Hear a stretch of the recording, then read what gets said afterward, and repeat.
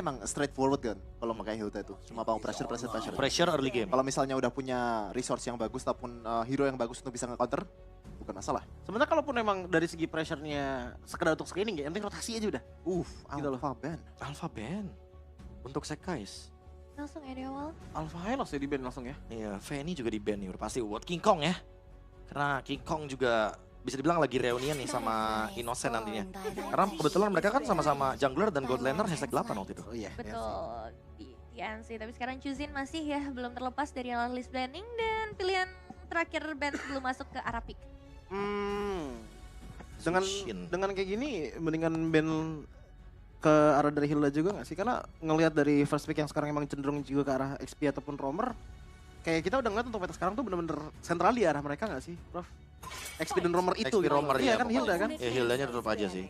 Nah cuma pertanyaannya, ini SRG mau lepasin Eve-nya gak nih? Atau jangan-jangan mereka udah ada asumsi gitu loh, kalau misalkan Eve-nya dilepas, minimal FNOP bakal ngamanin Chow dulu. Jadi Eve-nya bisa diambil buat Stormy. Banyak ya opsinya. Tapi kalau Shevin, first pick yang kayak bakal worth it buat Fnatic on Philippines. Kalau lihat dari M6 overall ya Bruno ya. Tapi Bruno. Iya. masalahnya ini kan tim yang benar-benar elite world class gitu ya. Iya. Jadi mungkin mereka bakal mikir lebih ke gimana caranya nge-enable Bruno-nya daripada nge-pick Bruno-nya dulu gitu loh. Ya karena kalau dipikir-pikir Fnatic Connect Philippines pernah bawain Layla loh di depan Bruno. Dan Iya. kayak nggak ada masalah di situ. Kalau kata Chevin, it's not a big deal.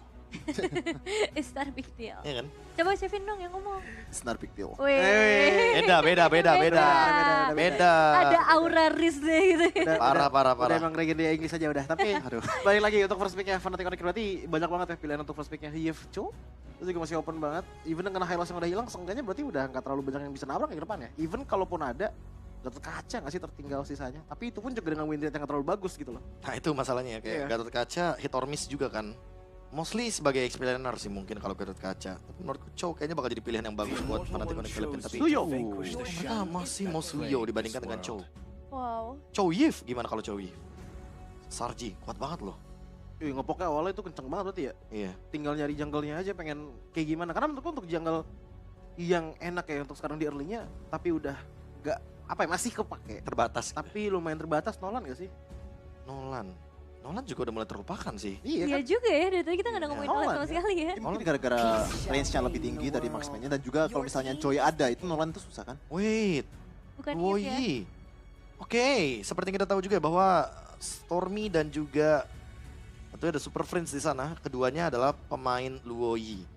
Jadi kayaknya mereka nggak mau membiarkan nantinya Luoyi ini diamankan oleh Super Friends, sehingga Yivka mungkin yang akan dipertimbangkan di sini. Atau Valentina diadu mungkin, diversion, di-copy dengan IMU, diversion juga, dia sama-sama punya teleportation. Valentina ya, berarti ngambilnya karena utility banget ya. Karena emang damage udah gede sih dari segi jungle. Early-nya udah gede untuk dari teman-teman Fnatic. Cuman pertanyaannya adalah, ini SRG trio mid lane mereka kayaknya udah bakalan ke arah yang fatal sih damage dari early-nya. Karena emang kita tahu lah untuk Chloe, apalagi kalau misalkan pakai Warcry ya. Wah itu early damage-nya nggak ada yang bisa nampung bro. Bruno Valen kan mungkin. Atau jangan-jangan membiarkan nanti Super Friends akan mengamankan hero-nya di bawah, sehingga Khalid ini dia. Chow Khalid, dua hero yang sempat aku mention tadi. Dua-duanya pasti bakal ada di tempat yang berbeda, karena kalau di satu tempat, itu bakal jadi draft yang early-nya potensial banget untuk bisa memenangkan minimal 5.000 gold lah. Chow Khalid. Bisa tabrak terus ya untuk Khalidnya juga. Dan pilihan terakhir nih untuk SRG sebelum masuk ke dalam banning lagi. Prioritas kira jungler kah?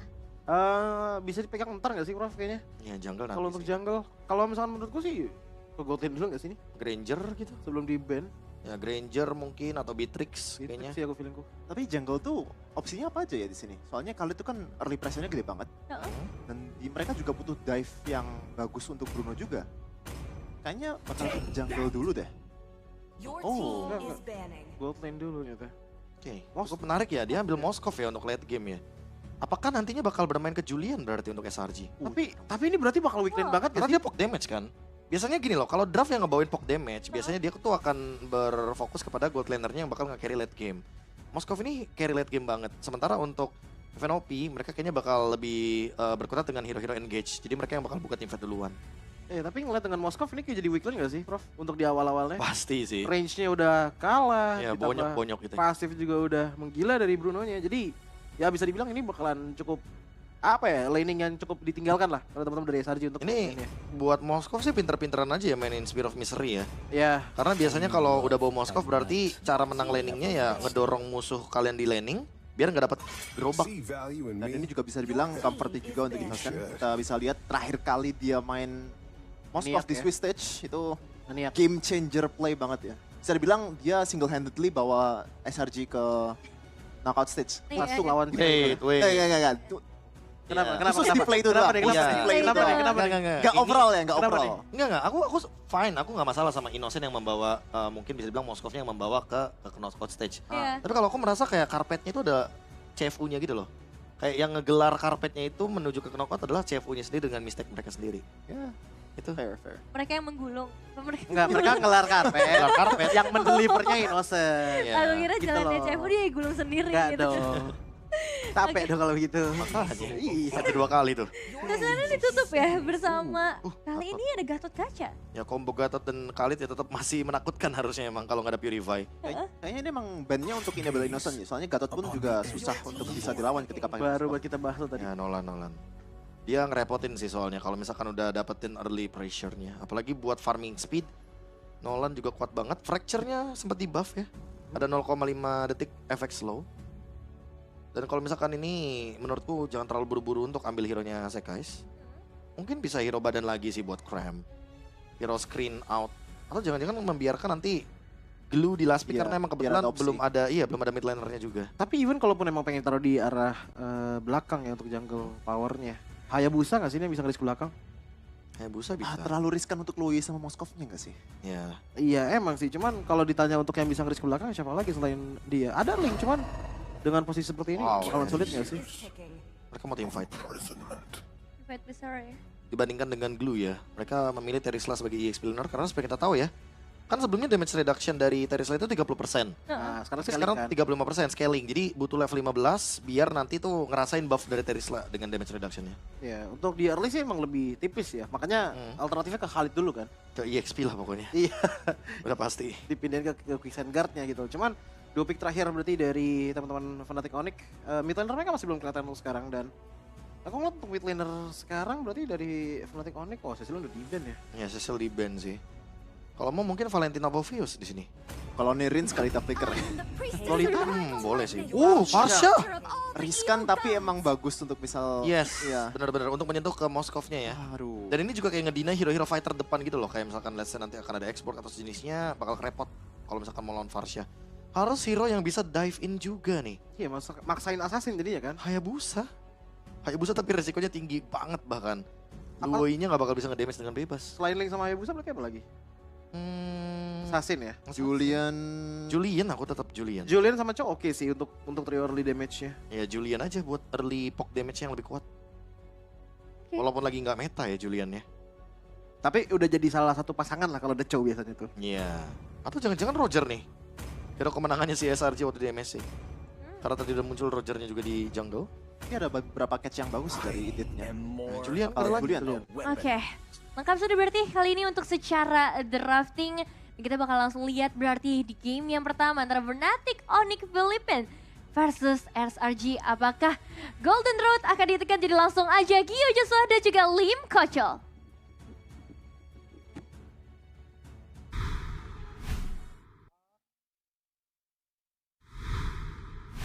Terima kasih banyak untuk para panelis kita yang sudah membahas secara detail ya Lim ya. Yap. Sampai ke arah draft pick. Dan ini udah waktunya kita untuk mengantarkan teman-teman semua untuk melihat di match kedua kita pada hari ini. Masih bersama Lim Kocho. Dan juga Gio Joshua. Wah, ini berarti perjalanan Golden Road dari Golden Road. SRG ya. Tapi sandungan pertamanya berat juga ya. Lumayan. Langsung raksasa dari Filipina. Untuk Fnatic Onyx Philippines juga yang akan berhadapan dengan SRG. Masih dengan format best of 3 series kawan-kawan. Jadi buat teman-teman kalian yang mungkin yang belum datang, langsung kasih tahu dulu kita bakal nonton bareng nih di M6 babak knockout. Betul sekali, dan kita akan melihat bagaimana perjuangan dari kedua tim. Battle of Champion. Di knockout stage kita di hari yang pertama, Land of Down kita datang. Banyak yang bilang performa dari SRG ini lagi goyang banget yuk. Iya. Bahkan dibilang goyang ini lumayan kuat. Apalagi kemarin dia juga lolos sampai di pool 2 sama dulu untuk Swiss stage-nya. Jadi bukan terbilang slot yang mudah untuk SRG sendiri. Sementara untuk Fnatic Onyx, ya jelas lah ya untuk Fnatic Onyx. Dia bisa dibilang ini cukup mulus perjalanan mereka di babak Swiss stage. Tapi ya mungkin bisa dibilang kelebihannya dari SRG juga mereka dengan lebih banyak bermain, mereka lebih panas mungkin. Karena sampai di akhir kemarin sebenarnya masih banyak banget yang harus dibenahi dari mereka. Tapi berita bagusnya adalah mereka ini terseok-seok waktu best of 1. Ketika udah masuk best of 3, kayak mereka tuh marah.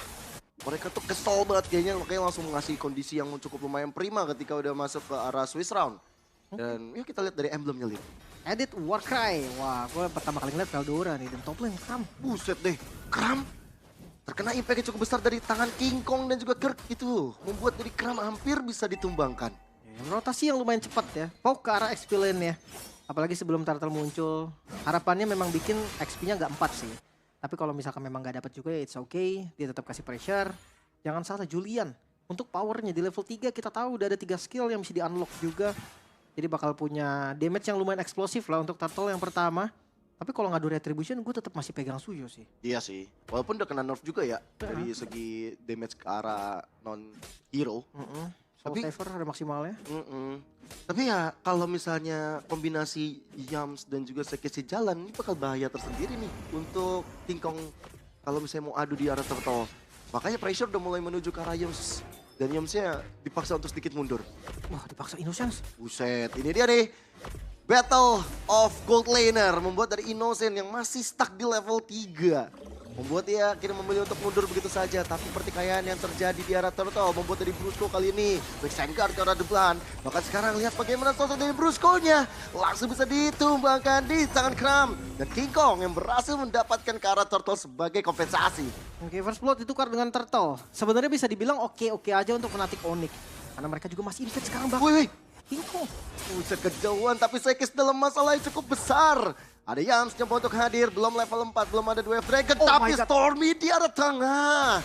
Berhasil dihilangkan di tangan Super Prince dan bahkan sekarang Orange Buff berhasil diakuisisi. Wow, ini dia gerakan yang nggak pernah berhenti dari Fnatic Onyx Philippines. Brusco yang tumbang dengan memancing banyaknya tadi spell, banyaknya skill juga. Membuat ya akhirnya Sekasi udah nggak bisa diapa-apain lagi. Dia coba untuk nge-defense di orange buff-nya aja, mereka kalah jumlah. Dan mungkin dampak dari Edit Warcry juga nih, yang bikin semuanya bakal bonyok. Primal Wrath itu bakal menjadi satu turning back point yang sangat-sangat mengerikan. SRG mereka butuh banget opening sekarang, manfaatin diversion mungkin. Karena gold lane banyak banget opsinya. Ya, apalagi udah punya damage dari Sekis di awal-awal kan. Ini sebenarnya bisa jadi kombinasi yang bagus nih untuk teman-teman dari SRG. Cuman sejauh ini, ya walaupun Kelra udah ke-trigger dari segi Purify, tapi ternyata SRG masih belum mau coba untuk ngarahin ke arah gold lane, Lim. Malah jadi agak sedikit rugi gak sih mereka? Iya, mereka bawa pasif, bawa sama-sama farming aja dari goldnya. Tapi ya itu gue bilang kayak dari beberapa tim yang rotasi ke gold lane, salah satunya adalah Fnatic Onyx. Itu lumayan sering juga. Coba bayangkan gerakan dari Chow-nya Yums, yang dimana kita tahu Chow itu sangat-sangat destruktif di awal. Dia punya damage, dia punya mobilitas, dia punya badan. Ini nggak bisa aktif ya karena apa? Karena Brusco yang selalu nge-screening kemanapun Yums pergi. Iya loh. Bisa dibilang mobilitas sama-sama cepat ya. Kalau Brusco dari tadi screening, ini membuat dari Yums akhirnya nggak bisa berkutik.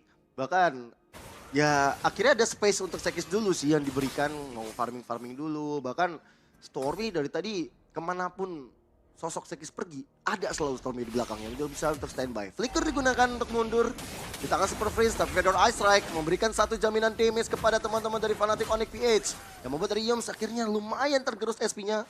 Brusco pun juga demikian. Tapi Kram dia nggak mau buka penalty zone-nya tadi. Mungkin ya nggak mau nge-bait flicker doang, tapi team fight.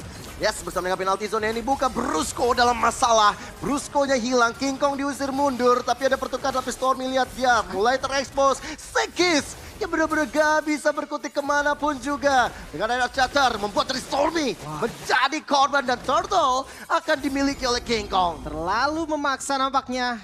SRG harus menerima lagi misplay yang mereka lakukan. Ini menjadi keuntungan pasti untuk Fnatic Onyx Philippines.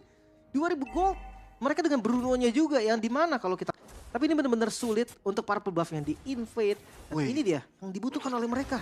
Opening dari diversion. Ya, oke. Tapi ternyata dari sosok Kirk sendiri ini ya peka ya. Dia tahu, oke, kayaknya kosong nih map. Saya mundur saja. Dan akhirnya muncul sosok dari Innocent tadi untuk clear di area top lane-nya, mulai ada perpindahan posisi. Tapi kalau dilihat-lihat, belum ada gebrakan yang terlalu signifikan dari SRG. Karena mereka lagi posisi di undergold kan. Kalau dipaksa diversion, takutnya malah jadi kerugian. Tapi menurut gue ya, kalau misalkan ngomongin Moskov, selama Moskovnya masih bisa farming, space yang dikasih oke sih. Kayak mereka main 4-1 gitu, Moskovnya dibiarkan sendiri. Mereka 4 coba untuk ganking. Kayaknya kalau misalkan gak ganking, backstep pun oke. Level 11 dari King Kong. Buset. Cepet banget dari segi farmingnya, di retri cramnya. Buat dari King Kong akhirnya memiliki damage yang cukup optimal. Tapi langsung disambut dengan adanya Way of Dragon. Dan akhirnya King Kong langsung bisa di take down di tangan anak-anak Selangor Red Giants. Tapi Feather Ice Strike membuat dari Yams akhirnya menjadi tumbal dari pertempuran tersebut. Ada satu Primer Watt dengan ada satu Raging Sandstorm dari Brusco mengejar karena Sekis. Penalty zone dapat karena 2 player sekaligus. Bersama dengan ada satu serangan bertubi-tubi yang hadir dari Innocent yang coba untuk bisa memberikan damage tambah. Tapi Super Prince yang terexpose langsung bisa menjadi pertukaran kembali bagi SRG. Akhirnya momentum tercipta. SRG menggunakan Yams tadi dari flickernya. King Kong yang pertama tumbang. Dan disusul tadi, teamfight yang dipaksakan. Tapi Turtle langsung di setup. Yap, tapi Terra free hit di arah depan. Memberikan satu tekanan kepada Kram itu sendiri. Yap, dengan Way of Dragon masih ada Purify untuk membalut tubuh dari sosok Terra. Bahkan dari Kramnya kesulitan untuk bisa bertahan. Tapi dari belakang Stormy Diversion. Keranya lenyap. Keranya selamat, tapi Kiko membalaskan dengan triple kill-nya. Menuju ke arah Maniac. Mencoba untuk mengejar karena Innocent dengan Reggie Sandstorm-nya Brusco. Feather Ice Strike. Innocent menjadi korban keempat. 4 yang harus hilang dibayarkan The Plus Turtle. Keunggulan berganda lagi-lagi. Fnatic Onyx Philippines memimpin 4.000 gold. Bukan angka yang kecil karena masuk di under menit 8. Sebentar lagi masuk di menit ke-8. Dan perbedaan level akan semakin terlihat. Level 12 untuk King Kong. Sementara dari Sekis baru level 9. Ini perbedaan yang lumayan dahsyat, apalagi ya kita tahu kan, Adu Retribution sama Suyo aja udah susah. Ditambah sekarang levelnya beda sampai 3 level. Ini bakal kayak lupakanlah objektif netral sih untuk sementara. Mereka harus cari space, lagi-lagi Trinity yang belum jadi juga untuk Moskov. Mereka masih butuh waktu. Mereka harus ngebeli nih waktu untuk Moskovnya. Dan kalau ngomongin defensif lumayan oke sih. Mereka punya Terisla di depan untuk balikin keadaan dengan War X pastinya. Oh pantas nggak terlalu keras. Karena Terisnya nggak langsung fokus ke arah defense. Dia ada War X juga dan hanya pecahan-pecahan item aja. Iya, baru ada Selected dan juga Silence Rope aja. Tapi Conceal, Yams bisa aja untuk dimakan. Spear of Destruction, tapi Innocent dalam kondisi yang terjepit. Membuat dari Feather Ice Strike akhirnya melancarkan serangan bertubi-tubi ke dalam tubuh sang gold laner dari SRG. Buat akhirnya tidak terelakkan lagi dari segi team fight. Memukul mundur Sekisnya, bahkan sekarang Purple Blast yang coba untuk di-initiate oleh Fnatic Onyx PH. Kembali diambil, memantapkan level 14 dari King Kong. Ya bikin dari Sekis ini ketinggalan banget sampai 4 level. Cukup besar ketinggalan levelnya ya. Archater mulai dibuka. Kira kali ini akan menjaga teritori dan Kram. Penalty zone connect ke arah Kera. Tapi Kera gak bisa berkutik terlalu lama. Even ada Feather Ice Strike tapi ternyata tetap tidak bisa untuk menolong. Nice backstep tadi, Stormil berani banget dia. Sendirian langsung nge-backstep ke bagian belakang karena depannya juga langsung di-open oleh Kram tadi. Tapi seenggaknya ada sedikit cahaya nih yang terbuka juga untuk Selangor Red Giant. Mereka bisa untuk pegang sedikit visionnya di bagian depan. Netral objektif yang mungkin bisa untuk dikontes nantinya. Adu retri memang susah. Seenggaknya mereka bisa cari orang. Jangan lupa King Kong, ini salah satu target dari Web Dragon. Oke, ada flicker untuk menghindari dari Jet Kundo ataupun dari The Way of Dragon. Karena udah bisa dikombo dengan siapapun sekarang. Tapi ternyata mungkin ini bisa menjadi game pertama ini. Awal mula kehancuran. Karena ya balik lagi. Dari Innocent juga kemarin sebelumnya itu benar-benar kayak menjadi ujung tombak SRG. Dan kadang nggak sesuai ekspektasi. Ya. Cuman sekarang udah oke sih harusnya ya. Dia bisa jaga posisi. Dan kita kan lihat team fight dari Lord Dance-nya. Mungkin akan ditarik ulur dulu. Brusco. Mulai menggila dari Brusco-nya. Reggie Sandstorm mulai dibuka dan Stormy berhasil mencuri Lord tersebut. Tapi Brusco dalam ancaman. Sekis menjadi tumbal. Dan Brusco menjadi pertukaran. Tapi Kram menyusul kepergian dari Sekis. Membuat dari Fnatic Onyx. Yang kali ini mulai mendominasi kembali. Mengejar karena Stormy. Selesai sudah Stormy-nya. 3 player ditukar dengan 1 Lord. Tentu bukan harapan yang indah bagi SRG. Tadi Lordnya bakal langsung dipukul, langsung dipotong mungkin. Jadi Lord giveaway juga.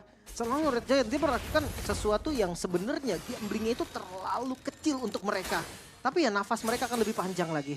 Karena nggak ada Lord kan untuk teman-teman Fnatic Onyx. Temponya akan kembali turun. Setidaknya ini adalah waktu yang dibeli untuk Innocence. Ngomongin soal Innocence, defense mekanismenya juga bakal kuat.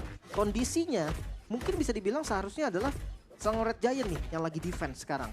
Tapi karena mereka berhasil untuk gambling tadi untuk dapetin Lordnya, mereka sekarang bisa untuk dapetin gold tambahan. Sementara dari item, mulai mengejar nih dari Innocence. Bakal dia lebih unggul dari Keldra. Mungkin kalau ngomongin soal Fnatic Onyx memang short farmingnya tuh bakal terbagi dua sih. Rata-rata bakal King Kong duluan yang utama, Keldra yang kedua. Tapi ya nggak sekali juga sih memang ngeliat Keldra yang menjadi ujung tombaknya. Tergantung dengan situasi dan kondisi. Hancur lagi auto turret di bagian atas. Ini nge-boosting lagi loh gold dari Selangor Red Giant. Ya, seenggaknya mulai ada sedikit tabungan yang terbuka ya. Tapi rumput tengah memang sebagai tempat bermainnya bagi Fnatic Onyx PS dari pergelaran M6 dari dulu Divan sekarang. Lihat bagaimana Yamsi ada flicker, tapi dengan penalti zone dari Kram. Ada satu teritori dengan ada Vendor Ice Strike yang dibuka. Target operasi karena Kram yang akhirnya menghilang. Ditukarkankah? Ternyata gak bisa karena Selangor Red Giants. Mereka benar-benar kehilangan sosok frontlanernya. Yes, harus kembali reset. Hilangnya Kram.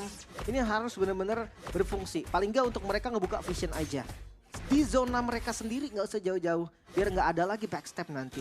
Gunakan diversion mungkin untuk ngambil lane jauhnya nanti. Bisa jadi opsi juga. Let's say 4-1. 4-nya ngambil lane jauh gitu kan. Satunya nge-scouting tipis-tipis jauh aja. Tapi lihat, Yams. Waduh, Yams. Mencoba untuk buka rumput tapi ada berlima teman-teman Fnatic Onyx PS yang sudah berkumpul. Hampir membuat dirinya tumbang. Tapi dengan ada Jet Kundo dan juga dengan ada Sunpo, dia masih bisa untuk menyelamatkan diri.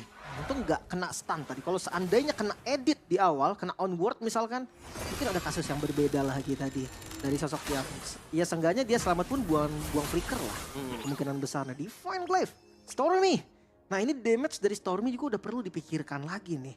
Apalagi kalau ngomongin tim fight jangka panjang ya. Di medan yang sempurna untuk Loi, Duality. Ini bakal jadi damage dealer magical yang lebih kuat bahkan daripada Sekis loh. Iya. Dan Sekis karena udah fall off dari awal soalnya. Waduh.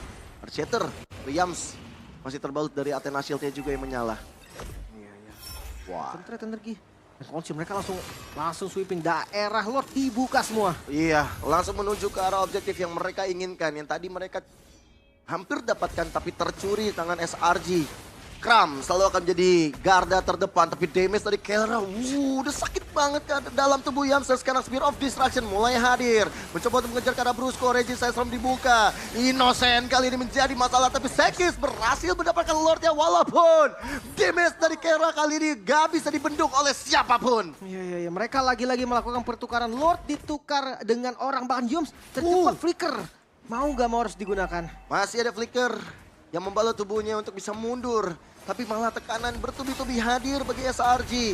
Walaupun Lord sudah mulai berjalan di arah bottom lane. Gak bisa sih. Kayaknya iya Fnatic Onyx harus mundur. Harus coba lagi untuk ke defense. Dan ini saatnya untuk dari Selangor Giant mungkin coba untuk ambil satu.